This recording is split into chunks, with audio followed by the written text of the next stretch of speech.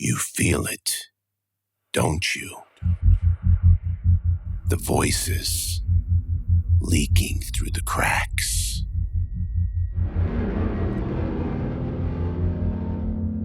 That pressure against the inside of your skull. You didn't find Mad Tales. Mad Tales found you.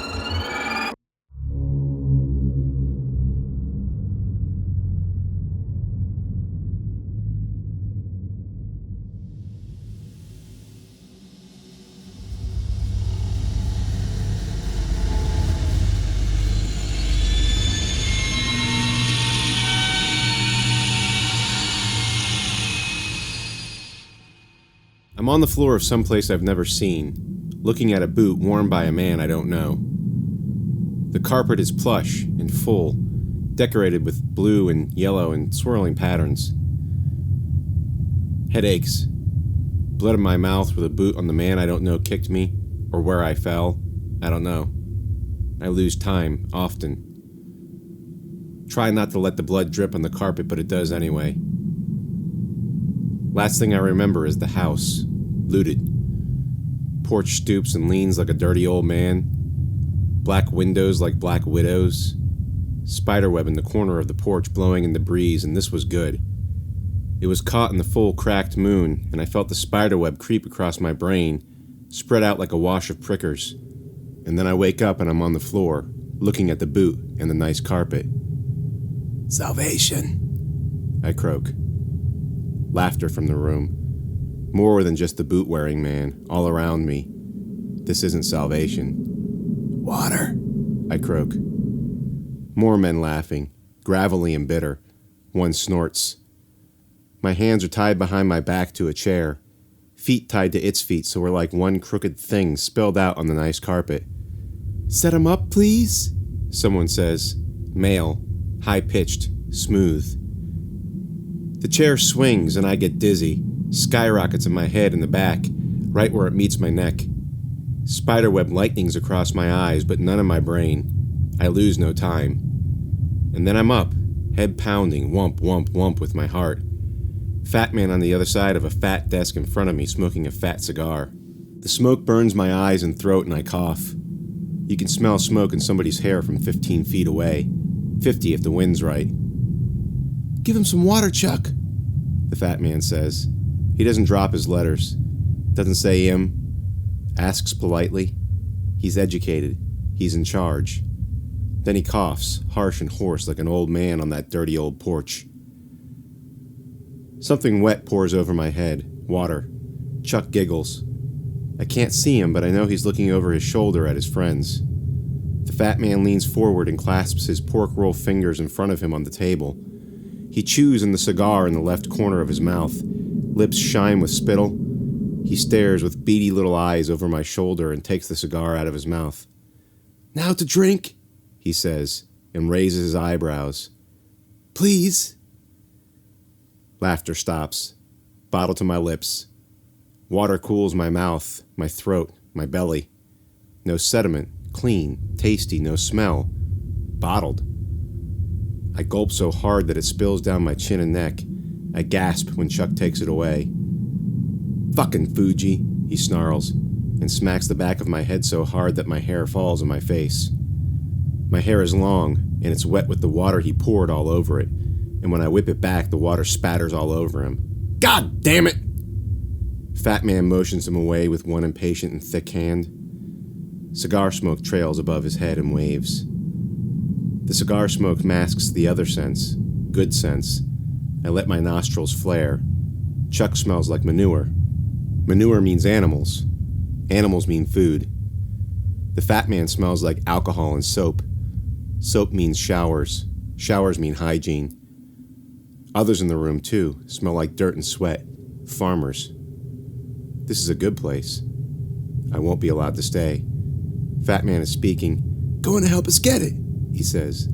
Leans back in his chair. It creaks. His belly sticks out like a watermelon in a sheet. His white pants pulled up almost to his chest. "Get what?" I ask. Skyrockets in my brain. Pain in my temple. It takes a while to fight off the spider web, and I lose a little time. When I come back, the room is empty but for the fat man and me. And Chuck. I can smell Chuck behind me. Something running out of my nose, over my lips. I run a dry tongue over them. Cracked. Blood. "You back with us?" Fat man. I nod. Keep my head down, hair on my face. People don't like the looks I make when I'm angry. It scares them, so I hide it. "Get what?" I ask again. "Salt," he says, high and reedy. A carpet of smoke erupts from his lips. Salt. I think until I feel the spider webs creep up my spine, and then I stop. No salt on the way into town. I remember I smelled the river, dank and earthy. I smelled the smoke from the fires carried down by the wind. The ash burned my eyes, my nose, my throat. I heard the crickets and the frogs by the river. I saw the houses, all of them burned down to the ground, or only standing halfway, few whole. Inside I heard the scratching cockroaches, the scrabbling rats. And then, in here, the manure and sweat, the animals, the clean water. "For the meat?" I ask. Fat man smiles. "You're not as dumb as you look," he says. "Where?" Fat man stubs out the cigar in an ashtray with the words "Visit Niagara" written in thick balloon letters. Rolls the edges. It glows for a minute in the center until he plunges it down. "The city." The city. Fireflies streak the air, screams, blood running down my leg, flash of rotten teeth, pale arms, a meat cleaver. No. Fat man nods and leans back in his chair. His pig eyes fall on Chuck over my shoulder. Nods once. Curt. "Do it." Flash of skyrockets in my head. Spiderweb over my brain. I lose time. My hands are still tied behind my back. I'm in a car moving fast. I must have mumbled something because a voice to my right says, "Hey Pete, he's up." Chuck. "Untie me," I croak. Pete's driving. He says, "What's he saying?" Smoke, sweat, manure, alcohol. I can smell them all from 50 yards away. "He wants me to untie him."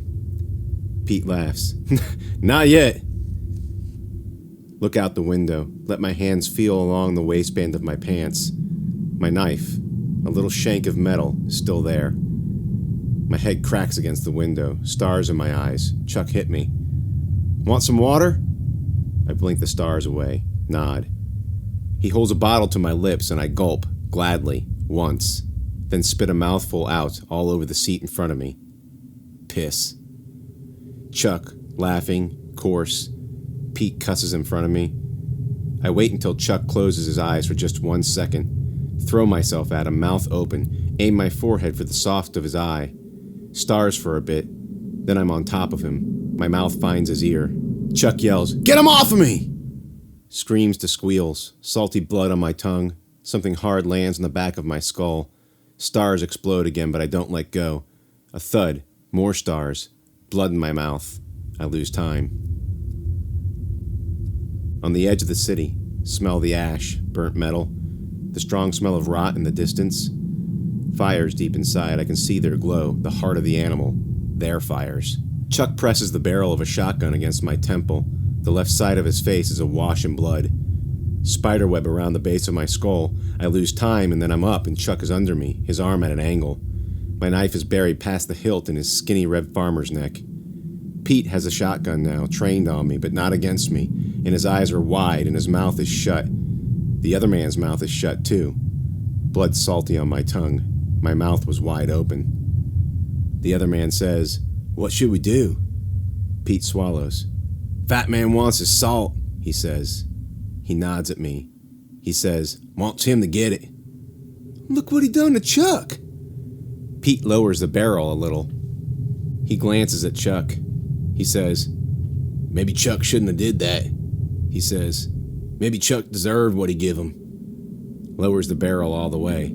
"Besides," he adds, "you want to get it by yourself?" The other man stares at Pete, takes a step back. Pete smiles. His teeth are straight and white. Raises the barrel at me.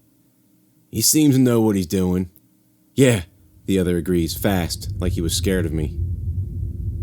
Upwind as we pick over the barricade. Fire somewhere burning. Smell smoke and flesh burning. Half buildings, skeleton arms poking up into the sky. Jagged windows like broken teeth. Pete says, "Where to?" I don't speak. Pete says, "Where to?" Again, harder. I don't speak. "He ain't talking," says the other one. I stop and turn around, hold up my wrists still bound. They stare at me. A long time. "What do you think, Pete?" Pete pulls the keys off his belt, throws them to me, jingling in the air. Can hear that 100 yards away. Scrape on the broken concrete. Wind shifts down when I kneel to pick them up. We walk for a mile or so, me between the other two. "What about that one?" the other one asks, pointing at a tall old apartment building. "Bound to be salt up in there." I shake my head. "Well, why the hell not?" "Paleys," I croak. "Pale what?" "Paleys," I say again. "What the?" Scrape of feet on the asphalt behind me. "What you doing?" Pete. He's next to me now. We're a triangle. The other one says, "I ain't going a step more till he tells us what we're doing." Pete ducks his head, eyes me. "Don't seem like much of a talker." "Shouldn't talk too much here," I croak. He eyes me, says to the other one, "Fat man wants his salt." "And he'll get it," the other one spits, "but not till I know what's what." Pete eyes me. He says, "Well?" Spiderweb on my brain. Knock it down. Not now. Wave my hand at the burned out holes of the building the other one wants to go into. "Nothing there," I say. Wave my hand at the street in front of us. "Nothing there," I say. The other one points up at the building again, leans forward, head first, eyebrows up like a rooster. "How the hell do you know there's nothing in that building?" he sneers. I shrug. "Been in there before." The other one laughs, short and harsh, but he stops when he sees I'm serious. "When?" he asks. I shrug again. I say, "Been in." "When?" Blade teeth, bloody black smile, flash of pale arms. Look away up the street. Look back. Spit. "Week ago?" "Bullshit," he says, points again. "What's in there?" I look up and behind me. The building is topped with bone fingers stretching for the sky. I shrug. "Nothing." He makes a hissing sound. Pete eyes me. He says, "What about up over there?" Points the barrel across the street. Don't even look. I say, "What you want's further in." I say, "Nothing in there but old walls and dry rot." Pete points the barrel at me. "I didn't ask you that," he says. "Where'd you go in there?" Return his stare for a second. Wait until he steadies the barrel. Leans it in at my chest. "Number 313, I say. Corpse in a chair by the window, dried up rat in the corner. Pete lowers the barrel, still looking at me. He says, "Go on up there and see." I don't move. "You heard him," the other one growls at me. "Go on up there and—" "Not him," Pete spits. Sit on a crack till the other one comes back. He's a little pale. Wipes his arm across his mouth, one arm behind his back. Pete says, "See anything?" The other one shakes his head. "What you got?" A corpse's arm is shoved up in Pete's face. "A gooli-gooli-goo!" Pete smacks the arm away with the barrel, shatters to dust. The other one left with the forearm splintered like a knife. Wind changes direction every minute. I can smell their sweat, the animals they raise. And so can they. I palm a handful of ash from the gutter, rub it under my arms, scrub my face and chest. The other one giggles at the sight of the corpse's shattered arm, and it echoes in the empty street. If I can hear him. The wind shifts. I button my lip tighter. Pete spits, "Cut the crap!" Knocks the rest of the arm out of his hand and into dust. "Oh, come on, Pete," the other one whines. "At least we know he's telling the truth." "Well, I'm glad you're finally convinced, Princess," Pete snarls. "Your curiosity satisfied? You ready to move on? Or do we have to climb another fence for you?" Princess opens his arms, hands splayed. "Ready when he is." Later. The sky turns from death gray to widow black. Eye what's left of the buildings, the broken bone fingers reaching for the sky, and listen, always listen, and smell the air. The fires will grow bright soon. Then the drums. Then, why aren't we going into any of these places? Princess, whining again. He smells the strongest of the two. He'll be first. I don't answer. Hey! Pete says, leave him be. Princess stops walking. A pile of ash and dirt behind the husk of a car. I take a handful, rub it on my legs, rub it on my face. Wind shifts. How the hell do we know where he's taking us? Princess whines. How the hell we know there's any salt at all? He raises his gun at me. I mean, Jesus, look at him. Pete ducks his head, raises his eyes at me. We make it to an intersection. Green canopy on the corner, ripped, pools of ash weighing it down, nosing forward over the sidewalk like a stumbling drunk, just like I left it. Strings of yellow traffic lights and wires and poles all in a tangled web in the middle of the street. The buildings surrounding us are hollow shells of broken metal and glass. Mountain of black rubble to the right. Burned out brick, half-jagged black windows to the left. Pete says, he's managed on his own so far. I point at the torn green canopy. Princess and Pete's heads swivel on pistons. Princess says, what, there? Flash of black teeth. I nod. Salt, I croak. The canopy frame is metal, solid, salvageable. I pull on a leg. Ash shifts underneath, a snake under a pillow. Princess stands in the gutter at the end. He stares doubtfully up at the sign overhead. Pete puts the barrel of his gun on my forearm, and I look at him. Don't let go, just look. Let go, he says. I pull the leg hard, yank the leg out, break the leg, and the canopy lets loose a high-pitched squeal and comes crashing the rest of the way down to the sidewalk. Piles of ash slow slowly off and all over Princess. Fucking hell! He sputters. Can't see him through the ashes, but when it clears, he's a puppy in a fireplace. Shakes his hair, ash in all directions. Pete's laughing. Damn it! Princess snaps. His white eyes glow in the dark. They'll see that. Pete says, well, he got the door clear, and points at the entrance to the restaurant. Keep my eyes on the skeleton fingers behind. Keep my ears pricked. The wind shifts and I smell the air. Just a hint. Just a hint. But I can smell them. Princess kicks a leg of the canopy away along with small pebbles. A few bounce high in the corner of my eye, and I watch them until they disappear in the twilight. Up there, on the building across the street, a round head pops over the top of a finger. Princess reads the letters on the sign again. What's that say? Pete reads it too. M-E-X, he spells, then shakes his head. Who cares? It's a food place. Hot damn! What's Mex? Never mind. Mexican, I say. They both look at me. It was a Mexican restaurant. The wind shifts. What's Mexican? Princess. I don't say anything. Pete stares at me for a second, then says, who cares? It ain't been looted. Canopy must have blocked it. Let's go in. Tables inside still whole, still clean. Chairs pushed under. Long counter on the left. Steel door behind. Smell of dust and fire and smoke. Under that, rats. On each table a full keller of salt, just like before. Somebody cleaned up the mess I made, though. All the blood. Hot damn! Princess yells. Pulls a plastic bag from inside his shirt. Throws the kellers in one at a time. They clack and click. Careful, you idiot, Pete says. He gently places his kellers into his own bag. They're glass. Have you ever seen so much? Princess asks, his eyes wide enough to drool. I inch toward the metal door in the back. If I can get it locked from the inside. Hey! Pete. I turn. He has a pillowcase. Balls it up and throws it at me. I catch it on my chest. Fill it up.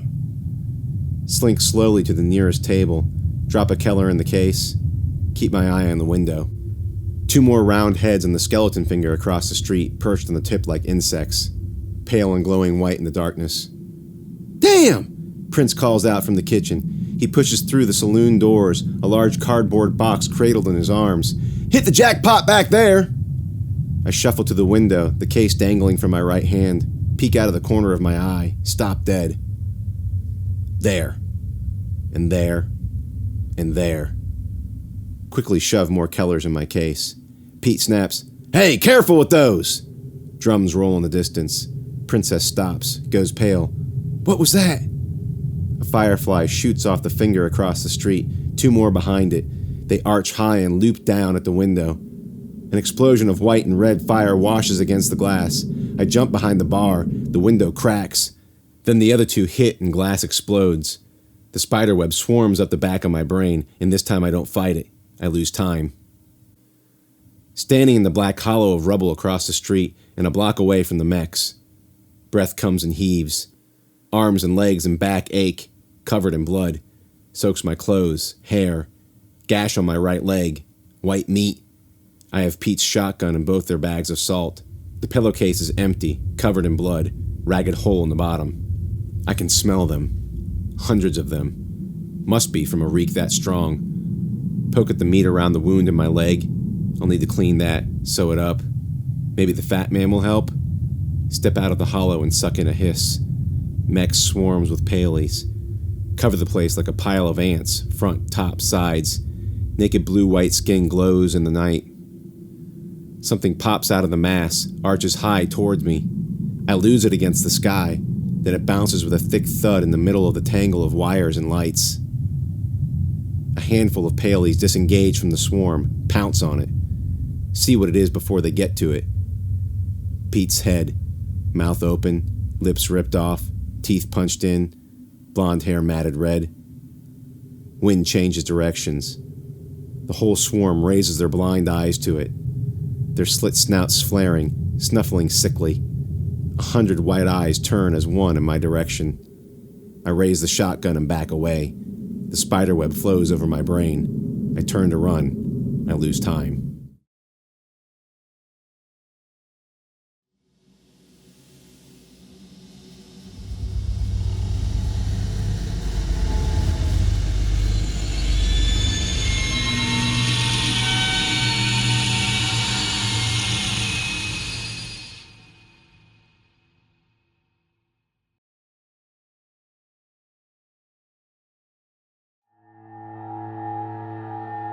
Think you're safe? Cute.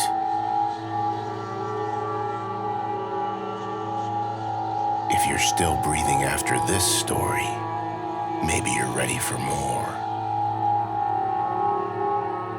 13 tales.